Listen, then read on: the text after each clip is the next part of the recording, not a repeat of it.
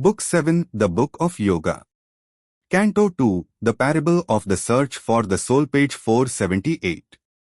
A foam of memories hardened and became a bright crust of habitual sense and thought, a seat of living personality, and recurrent habits mimicked permanence. Mind nascent labored out a mutable form. It built a mobile house on shifting sands, a floating isle upon a bottomless sea. A conscious being was by this labor made. It looked around it on its difficult field, in the green, wonderful and perilous earth. It hoped in a brief body to survive, relying on matter's false eternity. It felt a godhead in its fragile house. It saw blue heavens, dreamed immortality. A conscious soul in the inconscient's world, hidden behind our thoughts and hopes and dreams. An indifferent master signing nature's acts, leaves the vicegerent mind a seeming king, in his floating house upon the sea of time. The regent sits at work and never rests. He is a puppet of the dance of time. He is driven by the hours, the moment's call compels him with the thronging of life's need, and the babble of the voices of the world. This mind no silence knows nor dreamless sleep.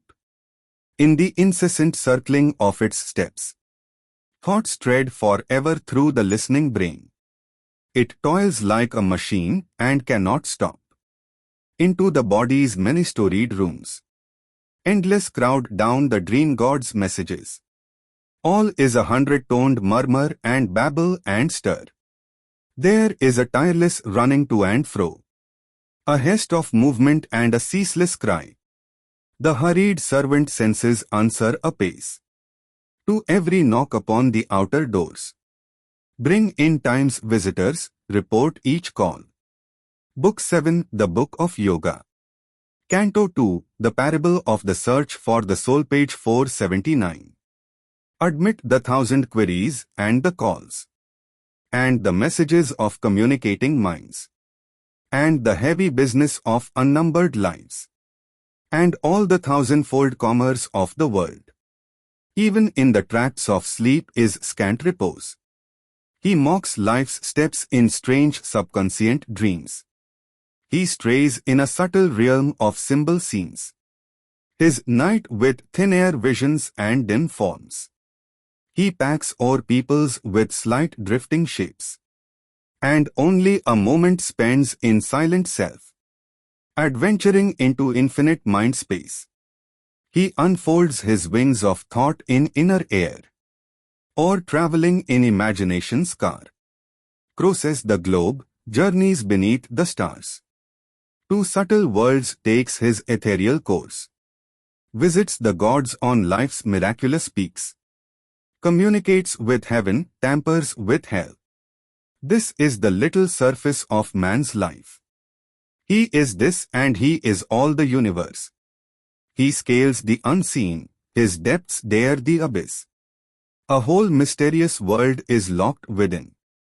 Unknown to himself he lives a hidden king, behind rich tapestries in great secret rooms, an epicure of the spirit's unseen joys. He lives on the sweet honey of solitude, a nameless god in an unapproachable fame. In the secret adytum of his inmost soul, he guards the being's covered mysteries. Beneath the threshold, behind shadowy gates, or shut in vast cellars of inconscient sleep, the immaculate divine all-wonderful casts into the argent purity of his soul his splendor and his greatness and the light of self-creation in time's infinity, as into a sublimely mirroring glass.